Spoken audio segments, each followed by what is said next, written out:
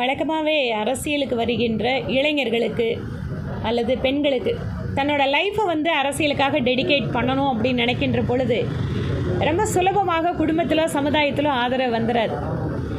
நீங்கள் டாக்டர் ஆகலாம், என்ஜினியர் ஆகலான்னு குழந்தைங்க சொல்லும்போது சந்தோஷப்படுற பெற்றோர்கள் அரசியலுக்கு போகிறோன்னு சொன்னால் எத்தனை பேர் ஆதரிப்பாங்க?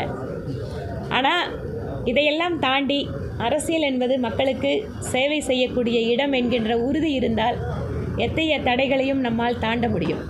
அதனால் ஒருவேளை சகோதரி உண்மையாகவே மக்களுக்கு பணியாற்றுவதற்காக அரசியலுக்கு வர வேண்டும் என்று நினைத்தால் எங்கள் கட்சிக்கு தாராளமாக அவங்க வரலாம்.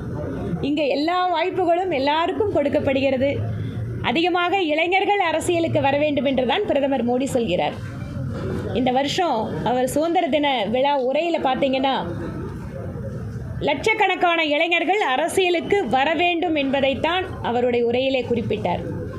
அதனால் முழுமையாக ஜனநாயக ரீதியாக இயங்குகின்ற கட்சி மட்டுமல்ல, மக்களுடைய நலன் சார்ந்தே பணியாற்றக்கூடிய கட்சியாக இருக்கின்ற கட்சி எந்த கட்சி என்பதை புரிந்து கொண்டு அந்த மாதிரியான சகோதரிகள் தங்கள் அரசியல் ஆர்வம் நிறைவேற்றப்பட வேண்டும் என்றால் அதற்கு வாய்ப்பிருக்கின்ற ஒரே கட்சியாக எங்கள் கட்சி இருக்குது. அதனால் எந்த அரசியல் கட்சி தன்னுடைய அரசியல் ஆர்வத்திற்கு அரசியல் நோக்கத்திற்கு சரியான வாய்ப்புகளை கொடுக்கும் என்பதையும் நாம் தான் சரியாக புரிந்து கொள்ள வேண்டும். தடைகள் என்பது அரசியலில் சாதாரணமாக எல்லாத்துக்கும் இருக்கிறது தான். அதை தாண்டி எப்படி மக்கள் பணி ஆற்றுகிறீர்கள் அப்படிங்கிறது தான் ரொம்ப முக்கியம்.